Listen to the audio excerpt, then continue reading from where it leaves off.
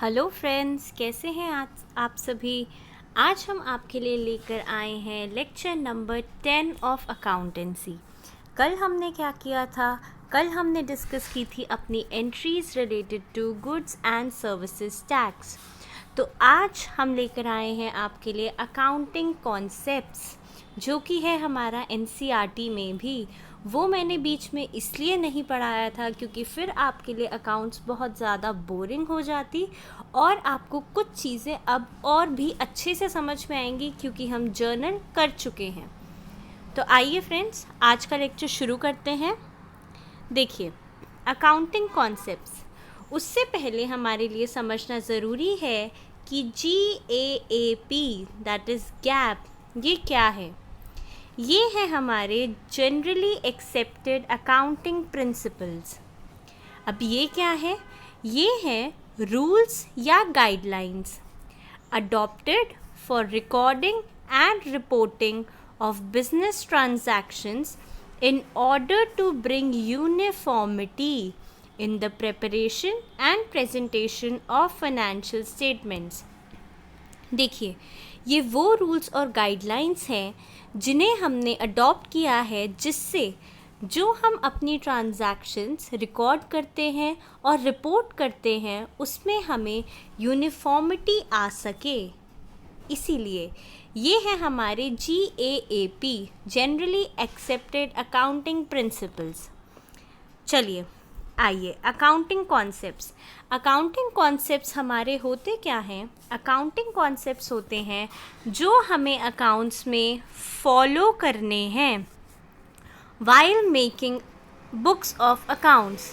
कुछ चीज़ें हमें फॉलो करनी हैं, जैसे कि हमारा बिज़नेस और बिजनेसमैन जो है वो अलग अलग एंटिटी है, इस हिसाब से हमें अपनी बुक्स ऑफ अकाउंट्स बनानी है। तो इसी तरह के और भी कॉन्सेप्ट्स हैं। आइए शुरू करते हैं। देखिए, फर्स्ट आता है हमारा बिजनेस एंटिटी कॉन्सेप्ट। ये हम पहले भी डिस्कस कर चुके हैं जब हमने अपना कैश और कैपिटल वाला कॉन्सेप्ट डिस्कस किया था। फिर से देखते हैं। ये कॉन्सेप्ट कहता है business has a separate and distinct entity from its owners. मतलब बिजनेस और बिजनेसमैन की आइडेंटिटी अलग अलग है। इससे मतलब ये हुआ कि जो हमारी बुक्स ऑफ अकाउंट्स बनती हैं वो बिज़नेस के पॉइंट ऑफ व्यू से बनती हैं, ओनर के पॉइंट ऑफ व्यू से नहीं। अब जैसे मान लीजिए एक ओनर की कार है, उसे वो बिज़नेस में यूज़ नहीं करता, तो वो हमारी बुक्स ऑफ अकाउंट्स में असेट्स की फॉर्म में नहीं आएगी, क्योंकि बुक्स बनती हैं बिज़नेस के पॉइंट ऑफ व्यू से। ऐसे ही जब हम एंट्री करते हैं अपनी cash account debit to capital account, ये हम कब करते हैं? जब ओनर बिज़नेस में लेकर आता है कैपिटल। तो हम कैपिटल क्रेडिट क्यों करते हैं? क्योंकि जो कैपिटल ओनर लाया बिज़नेस में, वो बिज़नेस के लिए है लायबिलिटी।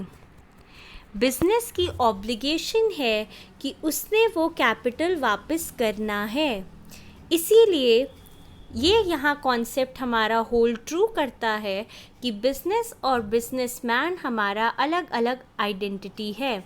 ऐसे ही ड्राइंग्स, अगर कुछ वो पर्सनल यूज़ के लिए लेकर जाता है तो वो बिज़नेस के लिए हो जाता है खर्चा, क्योंकि वो निकाल के ले गया।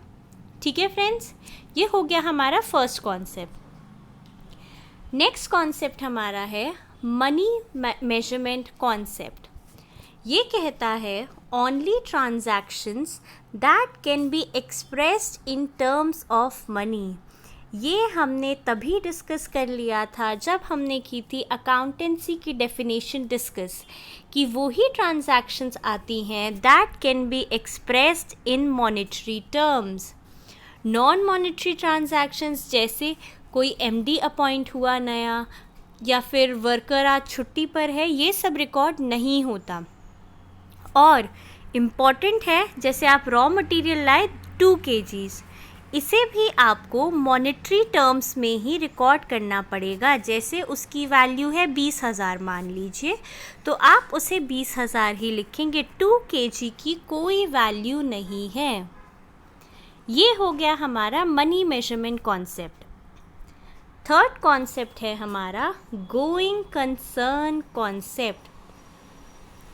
अब गोइंग कंसर्न कॉन्सेप्ट कहता है it assumes that a business firm would continue to carry out its operations indefinitely।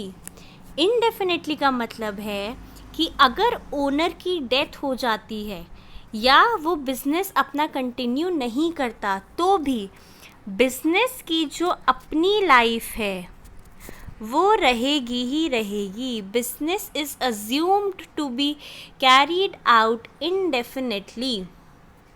इसका एग्जाम्पल देखते हैं। देखिए, जब हम बिज़नेस में लेकर आते हैं मशीनरी और उस मशीनरी की लाइफ है 5 साल, तो हम 1 साल में उस पूरी कॉस्ट को जो है 50,000, उसे हम पूरे 1 साल में ना दिखाकर हम उसे उसकी लाइफ जो है 5 साल उसमें डिवाइड कर देते हैं। मतलब हम 10,000 हर साल चार्ज करते हैं, क्योंकि मशीन हमें जो बेनिफिट देगी, जो वो हमारी असेट रहेगी, वो 5 साल के लिए रहेगी। इसीलिए हम 10,000 हर साल उसमें डाल देते हैं अपने कि वो यूज़ हो रही है, और 50,000 हमारा असेट क्रिएशन में जाता है, क्योंकि ये है हमारा capital expenditure. Irrespective whether the owner exists or not, business is assumed to carry out its operations। ये हो गया हमारा going concern concept. Fourth concept, fourth है हमारा अकाउंटिंग पीरियड कॉन्सेप्ट। अब ये कहता है it refers to the span of time at the end of which the financial statements of an enterprise are prepared to know whether it has earned profits or incurred losses during that period, and what exactly is the position of assets and liabilities at the end of that period। अब ये कहता है कि accounting period हम उस span of time को कहते हैं जिसके एंड में हम अपनी फिनेंशियल स्टेटमेंट्स प्रिपेयर करेंगे, और वो स्टेटमेंट्स हमें बताएंगी कि हम प्रॉफिट में हैं या लॉस में हैं, हमारे पास कितनी असेट्स हैं और कितनी लायबिलिटीज़ हैं। बस ये कहता है ये कॉन्सेप्ट। और हम जो अकाउंटिंग ईयर लेते हैं वो लेते हैं हम 1 अप्रैल to 31 मार्च। और annual preparation of financial statements is mandated for companies doing business in India। For anyone doing business in India, annual preparation of financial statements is mandated। ये हो गया हमारा अकाउंटिंग पीरियड कॉन्सेप्ट। ठीक है, अब नेक्स्ट आता है हमारा कॉस्ट कॉन्सेप्ट। कॉस्ट कॉन्सेप्ट क्या कहता है? कॉस्ट कॉन्सेप्ट कहता है it requires that all assets are recorded in books of accounts at purchase price. मतलब देखिए, अगर आप एक मशीनरी 2017 में ख़रीद के लाए थे 70,000 रुपये की, तो उसको आप अपनी बुक्स ऑफ अकाउंट्स में 70,000 पे ही दिखाएंगे। ठीक है, मतलब वो मशीनरी अपनी कॉस्ट 70,000 ही लेके चलेगी throughout its life. Historical cost भी कहते हैं इसे, that is the cost paid on the date of acquisition. Paid on the date of acquisition मतलब जब हमने वो मशीनरी एक्वायर की उस दिन जो हमने पैसा दिया, अब उस पैसे में क्या क्या इंक्लूडेड होता है, कोई भी ट्रांसपोर्टेशन का खर्चा, इंस्टॉलेशन का खर्चा, सब इंक्लूड करके जो भी टोटल कॉस्ट इनकर हुई उसे हम कहते हैं हिस्टोरिकल कॉस्ट, और हमारी असेट उसी कॉस्ट पर दिखाई जाती है। दो इसकी एक लिमिटेशन भी है। इसकी लिमिटेशन है it does not show true worth and may lead to hidden profits. क्योंकि अगर हमारी असेट की मार्केट वैल्यू बहुत ज़्यादा बढ़ गई लेकिन हम उसको अपनी बुक्स में कॉस्ट पे ही दिखा रहे हैं तो इनडायरेक्टली हम उसकी वैल्यू छुपा रहे हैं, पर हमारा अकाउंटिंग प्रिंसिपल्स ही ये कहता है कि आपको वो हिस्टोरिकल कॉस्ट पे ही दिखाना है। ठीक है फ्रेंड्स, ये हो गया हमारा कॉस्ट कॉन्सेप्ट। अब आता है हमारा dual aspect concept. Dual aspect concept क्या कहता है? वो कॉन्सेप्ट कहता है कि every transaction has a dual और twofold effect and should therefore be recorded at two places. मतलब देखिए, जो हमने की थी अपनी accounting equation, assets is equal to liabilities plus capital. मतलब अगर एक ट्रांजैक्शन कोई होगी तो वो अफेक्ट करेगी एक साइड असेट को या एक साइड कैपिटल को, या फिर वो एक लायबिलिटी और एक कैपिटल को भी अफेक्ट कर सकती है। मतलब कुछ भी कॉम्बिनेशन हो सकता है, but it is always shown at two places. अब टू प्लेसेस का एग्जाम्पल देखते हैं। देखिए, जैसे हमने एंट्री की machinery account debit to cash account, तो दो जगह ये एंट्री गई। एक गई हमारी मशीनरी अकाउंट में, असेट बढ़ गया हमारा, एक हमारा गया कैश अकाउंट में, वो हो गया असेट हमारा कम। तो इसने अफेक्ट किया दो प्लेसेस को। ठीक है फ्रेंड्स, और एक और एंट्री देख लेते हैं, जैसे कैश डेबिट टू कैपिटल। ये भी हमारी एंट्री दो जगह गई, एक कैश में और एक कैपिटल में, एक असेट्स में और एक कैपिटल में। ऐसे ही यही मतलब होता है डुअल एस्पेक्ट कॉन्सेप्ट का। यहीं से हमारा निकलता है डबल एंट्री सिस्टम, जो हम अपने अकाउंट्स में फॉलो करते हैं। एक होता है हमारा सिंगल एंट्री सिस्टम, उसमें ट्रांजैक्शन सिर्फ कैश की, और जो हमने पर्सनल अकाउंट डिस्कस किया था सिर्फ उसकी ट्रांजैक्शंस आती हैं, वो हम फॉलो नहीं करते। तो ये हो गया हमारा डुअल एस्पेक्ट कॉन्सेप्ट। ठीक है फ्रेंड्स, चलिए आगे बढ़ते हैं। नेक्स्ट आता है हमारा रेवेन्यू रिकॉग्निशन या रेवेन्यू रियलाइजेशन कॉन्सेप्ट। ये कॉन्सेप्ट कहता है that the revenue for a business transaction should be included only when it is realized. अब realized का मतलब हुआ when a legal right to receive it arises. जब हमारे पास अधिकार है कि हम उस रेवेन्यू को रिसीव कर सकते हैं, उसे हम कहते हैं रियलाइजेशन। मतलब लीगल अधिकार हमारे पास कब होगा? जब हम अपने गुड्स बेच चुके होंगे या हम सर्विसेज प्रोवाइड कर चुके होंगे, तब हमारे पास अधिकार होगा। अब रेवेन्यू क्या है? रेवेन्यू है या तो हमारे पास सेल्स से आया या कोई अदर इनकम अदर सोर्सेस से आया, उसे हम कहते हैं रेवेन्यू। अब देखिए, इसका एग्जाम्पल देखते हैं कि अगर आपको रेंट देना है आपको रेंट रिसीव करना है मार्च 2017 का, लेकिन आपने रिसीव किया अप्रैल 2017 में, तो आप इस रेंट को कब दिखाएंगे? आप दिखाएंगे मार्च 2017 में, क्योंकि यहाँ आपके पास लीगल राइट टू रिसीव आपको रिसीव हो गया, कि आपके पास अब लीगल राइट है इसे रिसीव करने का। तो आप इसे दिखाएंगे मार्च 2017 में। और ऐसे ही अगर आपके पास मान लीजिए एडवांस रेंट आ गया अप्रैल 2017 का मार्च के महीने में ही, तो आप उसको दिखाएंगे अप्रैल 2017 में ही, क्योंकि लीगल राइट कानूनी अधिकार आपके पास अप्रैल 2017 में ही होगा। ये हो गया हमारा रेवेन्यू रिकॉग्निशन या रेवेन्यू रियलाइजेशन कॉन्सेप्ट। चलिए आगे देखते हैं। नेक्स्ट है हमारा मैचिंग कॉन्सेप्ट।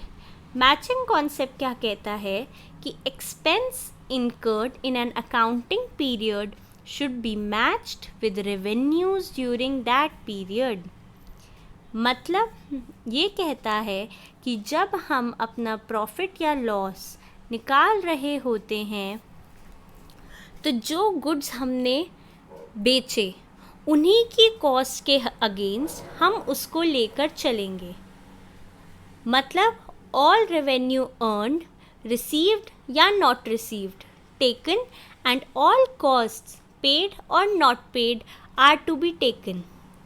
इसका क्या मतलब हुआ? इसका मतलब हुआ कि जो भी हमारे एक्सपेंसेस और जो भी हमारी इनकम्स एक अकाउंटिंग पीरियड से ही रिलेटेड हैं, सिर्फ उन्हीं को हम मैच करके चलेंगे।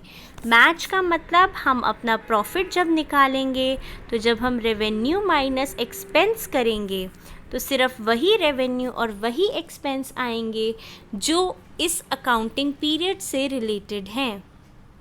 सेम पीरियड के रेवेन्यू और एक्सपेंसेस आएंगे। ये कहता है हमारा मैचिंग कॉन्सेप्ट। ठीक है फ्रेंड्स, चलिए आगे देखते हैं। नेक्स्ट है हमारा फुल डिस्क्लोजर कॉन्सेप्ट।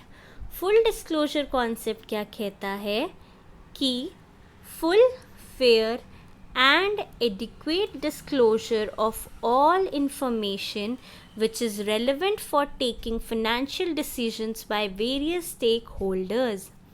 मतलब जो भी इंफॉर्मेशन हमारे स्टेक होल्डर्स कौन हुए? Creditors, customers, government, tax authorities, जिनको भी हमारी अकाउंटिंग इंफॉर्मेशन चाहिए होती है, जो फैक्ट्स उनके लिए इम्पॉर्टेंट हैं, जो उनके डिसीजंस अफेक्ट कर सकते हैं, उनको हमें अच्छे से दिखाना है, फुली डिस्क्लोज करना है।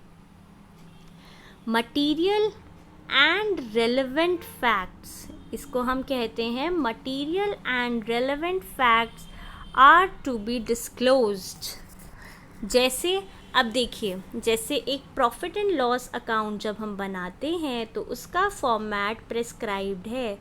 उसमें हमें ये पता चल जाता है कि हमें डिस्क्लोज क्या क्या करना है। ये हो गया हमारा फुल डिस्क्लोजर कॉन्सेप्ट।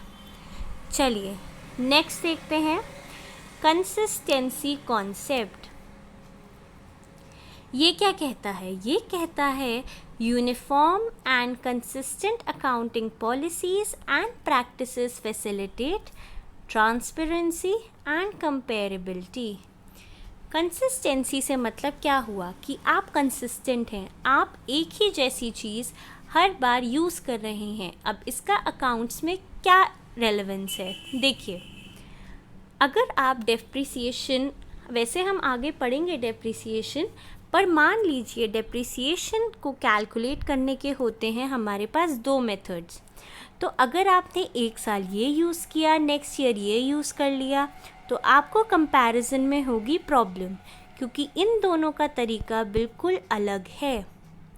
इसीलिए हमें अपनी प्रिंसिपल्स, मेथड्स के केस में कंसिस्टेंट रहना है, जिससे हम इजीली कंपेयर कर सकें कि हमारी परफॉर्मेंस कैसी रही ओवर अ पीरियड।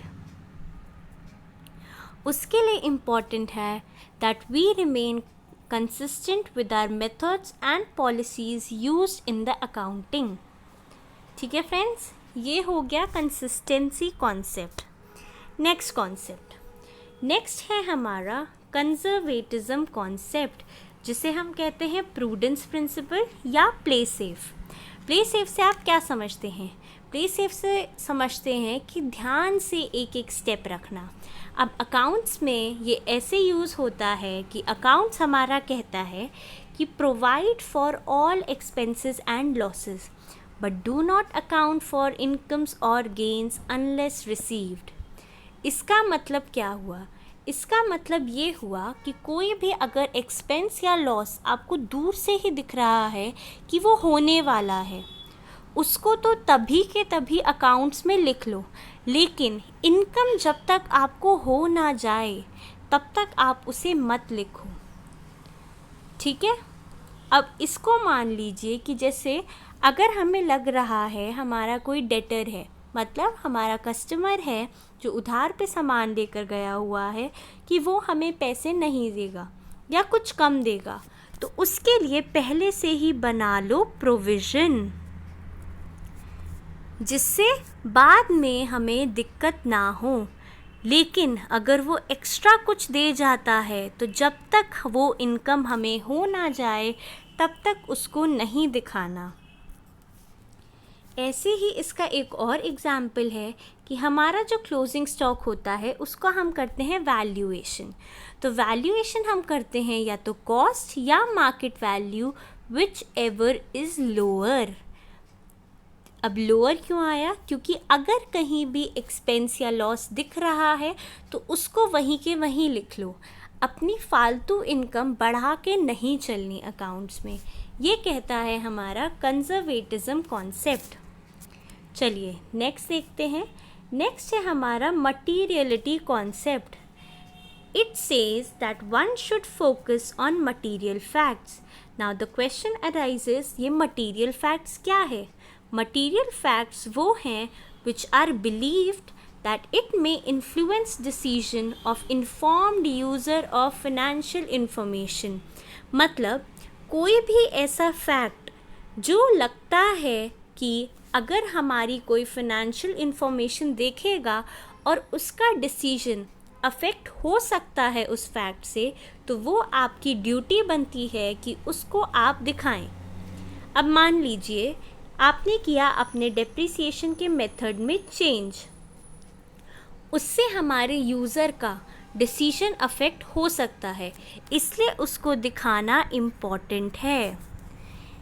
अब हमारी जो स्टेशनरी है उसका अमाउंट, उसका खर्चा हमारा होता है स्मॉल अमाउंट का, तो उसे हम रेवेन्यू एक्सपेंडिचर दिखा देते हैं। भले ही चलती है वो हमारी सालों साल, लेकिन हम इसलिए दिखा देते हैं क्योंकि वो रेलेवेंट नहीं है, उससे हमारे यूज़र्स का डिसीजन अफेक्ट नहीं होगा। ठीक है, ये हो गया हमारा मटीरियलिटी कॉन्सेप्ट।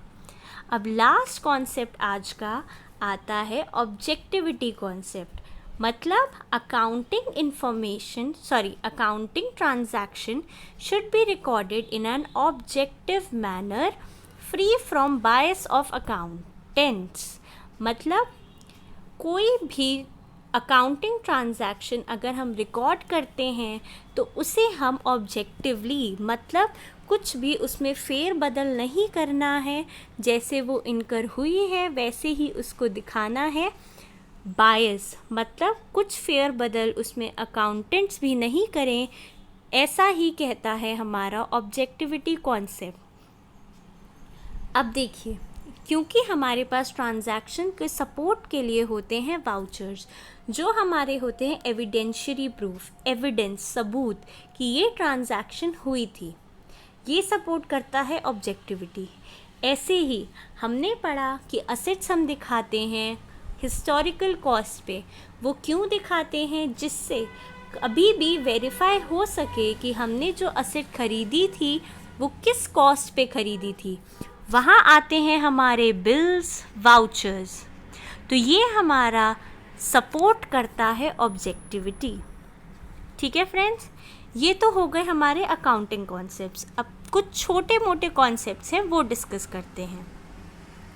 देखिए, अब हमारी जो अकाउंटिंग बुक्स हैं उसे प्रिपेयर करने के होते हैं दो तरीके। एक होता है कैश बेसिस, एक होता है अक्रूवल बेसिस।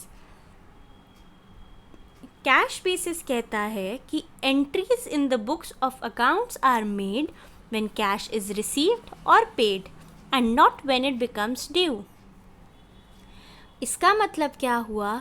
इसका मतलब ये हुआ कि जब हमारे हाथ में पैसा आया या हमारे हाथ से पैसा गया तब हम उसको रिकॉर्ड करेंगे। वही हमारा अक्रूवल बेसिस क्या कहता है कि revenues and cost are recognised in the period in which they occur rather when they are paid or received.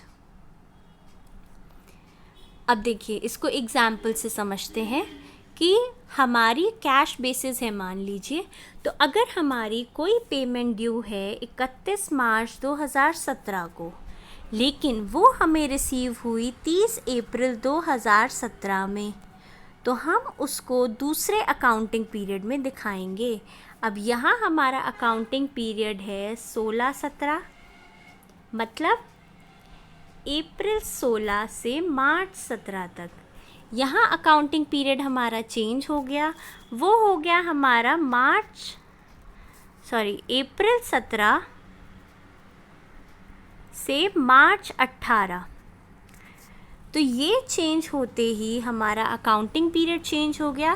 तो कैश बेसिस के हिसाब से हमारी ट्रांजैक्शन दिखाई जाएगी इस फाइनेंशियल ईयर में, इस अकाउंटिंग ईयर में।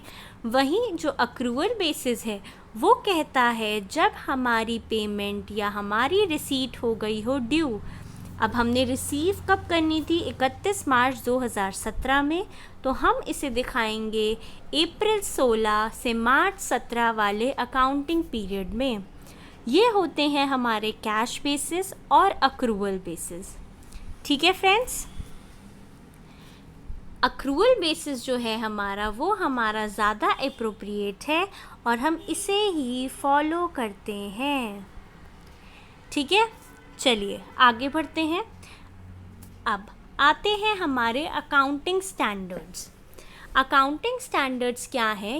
ये है हमारे रूल्स या कह लीजिए या return policy documents covering recognition, measurement, treatment, presentation and disclosure of accounting transactions in financial statements।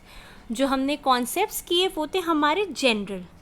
अब कुछ स्पेसिफिक गाइडलाइंस हैं, कुछ स्पेसिफिक रूल्स हैं defined by ICAI, institute of chartered accountants of India. To ensure uniformity, they have prescribed certain rules कि यही हमें follow करने हैं। अब ये तो हो गए हमारे इंडिया के लिए जो ICAI ने डिफ़ाइन किए। अब क्या विचार हुआ कि ग्लोबलाइजेशन तो हो ही चुका है, तो क्यों ना अकाउंट्स का कर दिया जाए ग्लोबल हार्मोनाइजेशन। उसके लिए आ गया IFRS क्या है? IFRS है इंटरनेशनल फाइनेंशियल रिपोर्टिंग सिस्टम, जिससे ग्लोबली हमारी बुक्स, हमारी ट्रांजैक्शंस यूनिफॉर्म हो जाएं।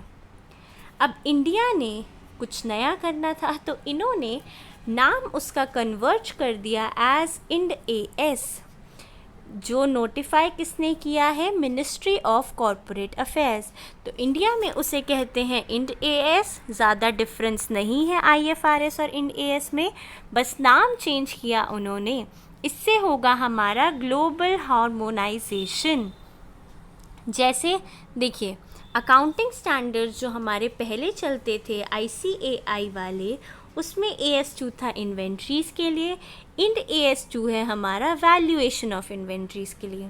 ऐसे ही काफ़ी सारे अकाउंटिंग स्टैंडर्ड्स हैं, उसे याद करने की कोई नीड नहीं है, बट हाँ कुछ इम्पॉर्टेंट हैं, जैसे इन्वेंट्रीज़ हो गया, डिप्रिसिएशन हो गया, इंटैंजिबल, गुडविल, अमोर्टाइजेशन, इनके कुछ स्टैंडर्ड्स हैं जो आपको थोड़े बहुत याद होने चाहिए। एज सच उसको रटने की ज़रूरत नहीं है।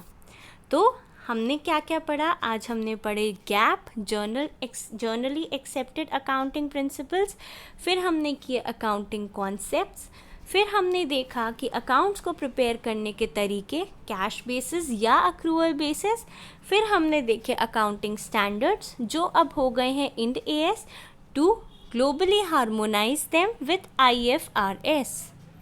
तो आज का लेक्चर हमारा यहीं ख़त्म करते हैं। कल हम फिर आपके लिए लेकर आएंगे लेक्चर नंबर 11 ऑफ अकाउंटेंसी।